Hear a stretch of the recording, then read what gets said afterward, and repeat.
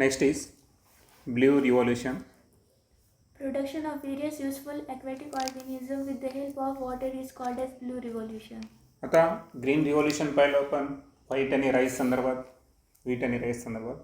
त्यानंतर white revolution पाहिलं आपण मिल्क संदर्भात. आणि जे ब्ल्यू रिव्होल्युशन आहे तर हे ॲक्वॅटिक ऑर्गॅनिझम जे आहेत युजफुल, तर त्यांचं प्रोडक्शन, आणि हे प्रोडक्शन निश्चितच वॉटरच्या साहाय्यानं, that's why it is called as the blue revolution. Farm ponds and the fishes are very common in Earth Asian countries. आता जे ईस्ट एशियन कंट्रीज आहेत, ओके, तर पूर्व आशियाई देश, तर यांच्यामध्ये फार्म पॉन्ड्स आणि फिशेस, तर ज्याला आपण फिशरी बिझनेस म्हणतो, तर हा फार कॉमन आहे. However, people are not only thinking of cultivating the fishes and shrimps but other aquatic plants and animals too. आता पीपल जे आहेत तर फिशेस आणि श्रिम्प म्हणजे मासा आणि जे कोळंबी किंवा ज्याला आपण झिंगे वगैरे म्हणतो, तर तेच फक्त कल्टिवेट करत नाही, तर अदर ॲक्वॅटिक प्लांट्स आणि ॲनिमल्स, तर यांनासुद्धा ते कल्टिवेट करतात. Government of India has vowed to increase the production by encouraging the people for pisciculture by launching the program Nil Kranti Mission 2016 NKM 16. 50 to 100% subsidies are offered in this case. आता जी Indian government आहे त्यानं काय केलं माहिती आहे का, की जे पिसिकल्चर आहे, ओके, मग याच्यामध्ये फिशेस असेल, श्रीम, प्रॉन्स, या सर्वांचं प्रोडक्शन वाढवण्यासाठी एक योजना आणली, नील क्रांती मिशन 2016, ज्याला NKM 16 म्हणतात. आणि यामध्ये शासनानं काही सबसिडी पण दिली, म्हणजे हे बिझनेस करण्यासाठी जर काही कर्ज घेत असाल तुम्ही, तर त्यामध्ये तुम्हाला 50 ते 100% काय असू शकते, सबसिडी असू शकते. Marine and freshwater fishery is possible on large scale. आता लार्ज स्केलमध्ये दोन्ही प्रकारच्या फिशरी चालतात, मराईन फिशरी आणि fresh water fishery. Freshwater fish like rohu, catla and other fishery products like shrimp and lobsters are being cultured on large scale. आता fresh water फिशेसमध्ये दोन fishes famous आहेत, रोहू आणि कटला, आणि काही अदर प्रोडक्टसुद्धा आहेत, ज्यामध्ये आता बोलल्याप्रमाणे आपण श्रिम्प असतील आणि त्यानंतर लॉबस्टर्स, तर यांचंसुद्धा जे प्रोडक्शन आहे, कल्टिवेशन आहे, हे लार्ज स्केलमध्ये चालतं. तर श्रिम्प पण असतील, कोळंबी आणि लॉबस्टर, खेकडे पण असतील, तर यांचं पण कल्टिवेशन लार्ज स्केलमध्ये होतं. त्यानंतर आहे fertilisers. 2 types of fertilizers are used in agriculture. आता शेतीमध्ये 2 टाईपचे फर्टिलायझर यूज केले जातात. One of those is organic manure and other are chemical fertilizers. तर पहिलं टाईप आहे ऑर्गॅनिक मॅन्युअर, ज्याला आपण जैविक खत म्हणतो, आणि दुसरं आहे केमिकल फर्टिलायझर, ज्याला आपण रासायनिक खते म्हणू. Water holding capacity of soils improves with soil conservation due to use of manures.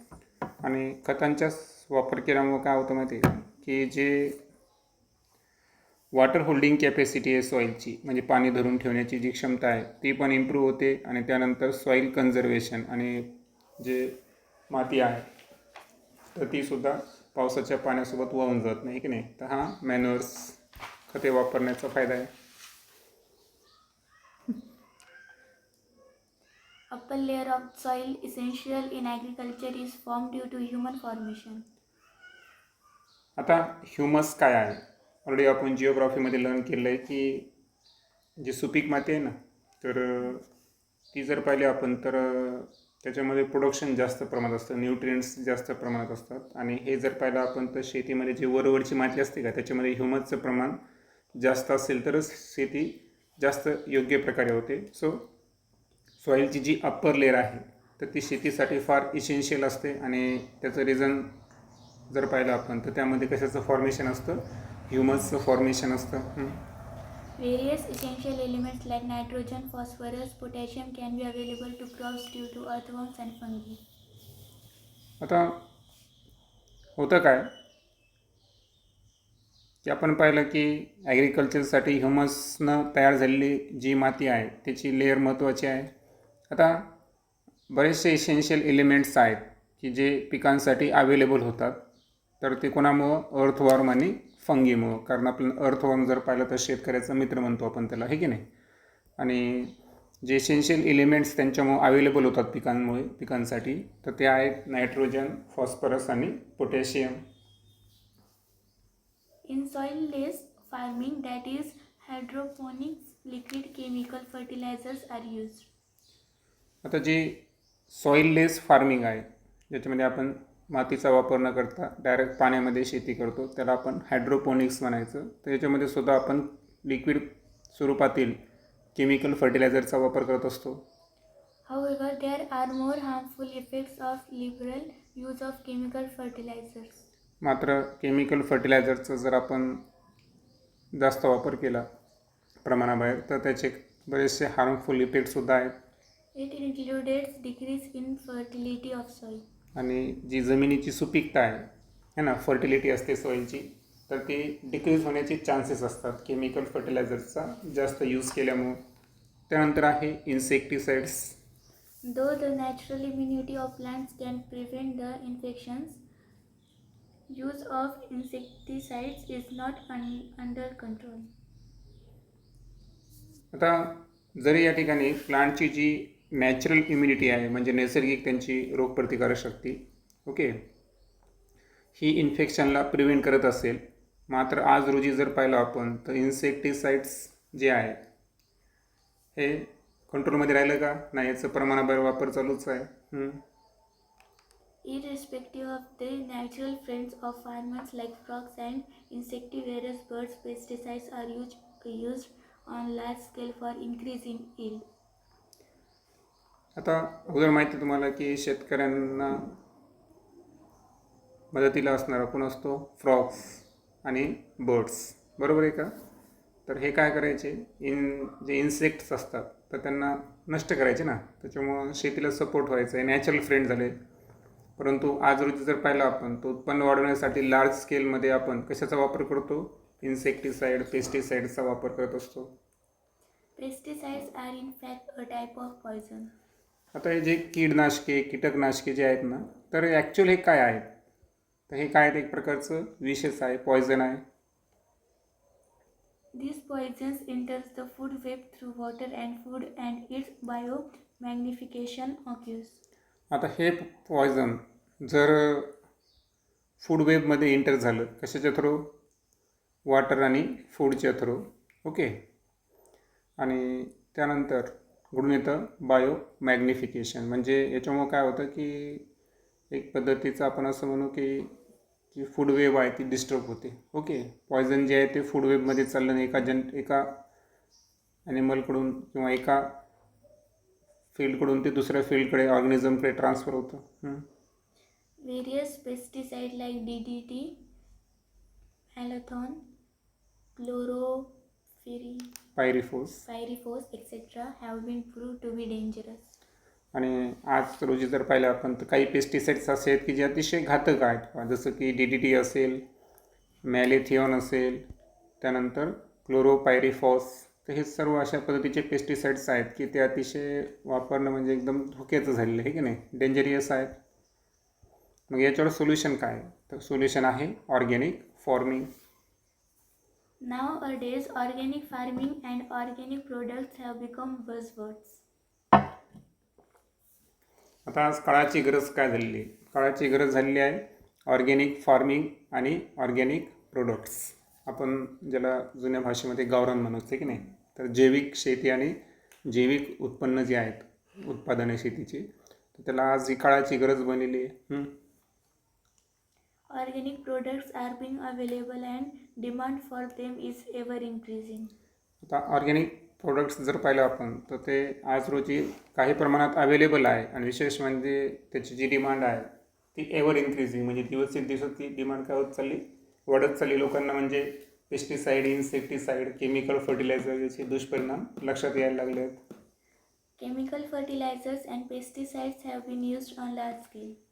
आता आपल्याला माहिती आहे की आज रोजी केमिकल फर्टिलायझर आणि पेस्टिसाइड्सचा आपण लार्ज स्केलमध्ये म्हणजे भरपूर प्रमाणात वापर करतो. These poisonous chemicals reach the human body through food and water, and their adverse harmful effect on human and environment become apparent. आता काय होईल की याच्यामुळं बरेचसे पॉयझनियस केमिकल्स आहेत की जे आपल्या बॉडीपर्यंत पोचायले, फूड थ्रू असेल, वॉटर थ्रू असेल, आणि याचे ॲडवर्स इफेक्ट फक्त मानवावरच नाही तर पर्यावरणावर सुद्धा आहे की नाही, ह्युमन आणि एन्व्हायरमेंट या दोन्हीवर व्हायलेत. Various problems like soil fertility and pest infestation have become serious. आणि अजून एक समस्या निर्माण झाली आहे की जी जमिनीची सुपीकता आहे, सॉईल फर्टिलिटी, ती सुद्धा या ठिकाणी कमी होत चालली. पेस्ट इन्फेस्टेशन जर पाहिलं आपण तर बऱ्याच वेळेस काय होते, कीड लागते आहे की नाही, एक आजार येऊन जातो आणि पिकांचं नुकसान होतं. ते एक सिरियस प्रॉब्लेम झालेली आहे. So as to overcome these problems, farmers are opting for organic farming. आणि या सर्व समस्यावर एकच सोल्युशन आहे, ते म्हणजे organic farming. It includes complete ban on chemical fertilizers and pesticide and use of local sturdy varieties, and thereby maintaining the natural balance. Definitely this is a welcome decision. आता यामध्ये ऑर्गॅनिक फार्मिंगचा एक उद्देश किंवा एक वैशिष्ट्य म्हणजे की यामध्ये जे केमिकल फर्टिलायझर्स आहेत तर त्याच्यावर कंप्लीट बॅन म्हणजे पूर्णपणे बंदी आहे. त्यानंतर केमिकल पेस्टिसाइड्सचा पण वापर करायचा नाही, तर त्याऐवजी लोकल आणि स्टडी व्हरायटीज जर पाहिजे आपण, आपल्याला माहिती कंपोस्ट खत, गांडूळ खत, असे काही सोल्युशन्स आहेत की त्याच्यामुळे नॅचरल बॅलन्स पण राहील आणि असे प्रॉब्लेम पण क्रिएट होणार नाही. सो ऑर्गॅनिक फार्मिंग जो आहे हा एक पद्धतीचा काय आहे, वेलकम डिसिजन आहे. त्यानंतर आहे ॲपिकल्चर. You must have seen the bee hive. आता मधमाशांचे पोळेत आपण पाहिलेच आहेत. Okay. First method of harvesting or collecting the honey from these hives is driving away the bees by smoking the hive with burning torch and then cutting the hive into pieces. This method. आता एक चुकीची method जर पाहिला आपण मध गोळा करण्याची है ना, हार्वेस्ट आणि कलेक्ट करण्याची, तर काय होतं बरं की बर्निंग टॉर्चच्या साहाय्यानं स्मोक जे आहे, धूर है ना, धुराच्या साहाय्यानं माशा जे बीज असतात त्यांना पळवलं जातं आणि त्यानंतर पीसेसमध्ये आपण त्यांना काय करून घेतो, कट करून हनी जे आहे त्यापासून ऑब्टेन करतो. This method causes the destruction of hive and large scale death of bees. आता याच्यामुळं काय होतं की जे पोळे आहेत ते हाईव्स, तर त्याचं पण डिस्ट्रक्शन होतं आणि लार्ज स्केलमध्ये ज्या मधमाशी आहे त्यांची पण काय होऊन जाते, डेथ होऊन जाते. मग नवीन पद्धतीनं आपल्याला पुन्हा काय मिळणार नाही, हनी मिळणार नाही. However, it is easy to collect the honey without destroying the hives and bees if artificial bee boxes are used.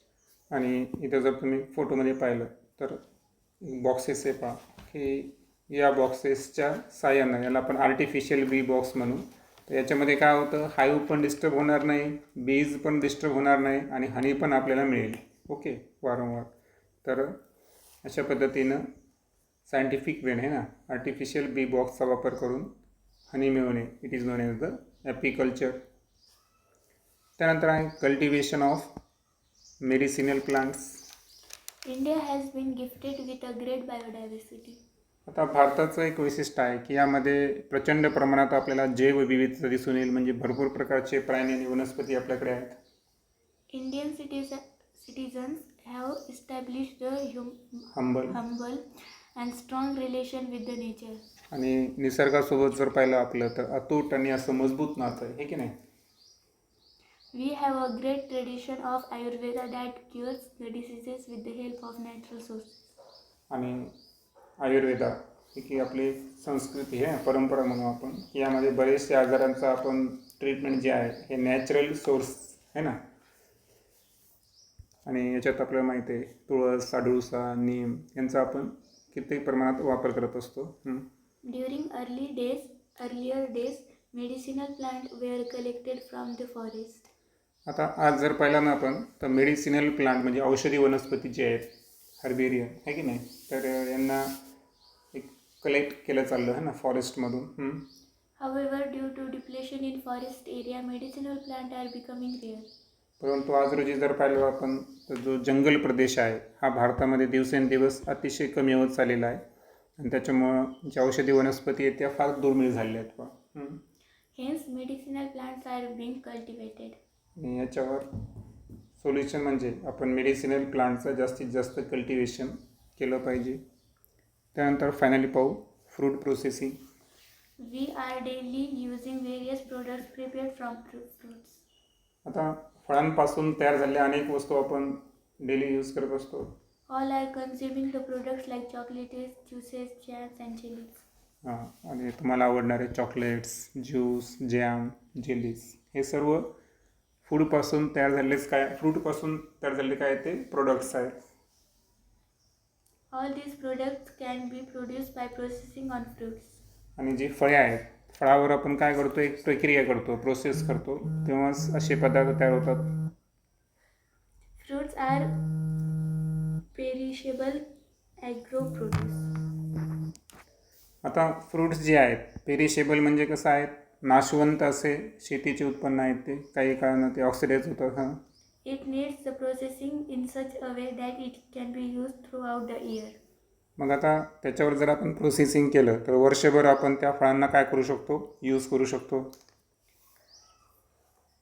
Fruit processing includes various methods ranging from storage in cold storage to drying, salting, airtight packing, preparing murabba, evaporating, etc. आणि fruit जे आहे फळं ज्यांना आपण processing जे टिकवू शकतो तर त्यामध्ये काय काय केलं जातं. पहिल्यांदा म्हणजे कोल्ड स्टोरेजमध्ये ठेवायचं. ओके, कारण त्याला ड्राय होऊ द्यायचं नाही ज्याच्यामुळं तो रसदार राहील. त्यानंतर साल्टिंग मीठ जर वापरलं तर ते ऑक्सिडाइज होत नाही. एअर टाईट पॅकिंग, आता हवाबंद डब्यात जर ठेवलं आपण त्याला हवाच नाही तर ऑक्सिजन नाही, ऑक्सिजन फूडला ऑक्सिडाइज करणार नाही फ्रूटला. त्यानंतर काही फळांपासून मुरब्बा तयार केला तर तो मुरब्बा मात्र नष्ट होत नाही, बराच काळ टिकतो. आणि दुसरं म्हणजे इव्हॅपोरेटिंग. तर इव्हॅपोरेटिंग म्हणजे बाष्प जे असतं काही फळांसंदर्भात तर त्याच्यामध्ये इव्हॅपोरेटिंग प्रोसेस म्हणजे जर बाष्प काढून घेतलं तर ते फ्रूट्स जे आहे प्रोसेस करून आपण लॉंग ड्युरेशनपर्यंत टिकवू शकतो. जसं की फिगरमध्ये मँगो प्रोसेसिंग युनिट दाखवलं आहे.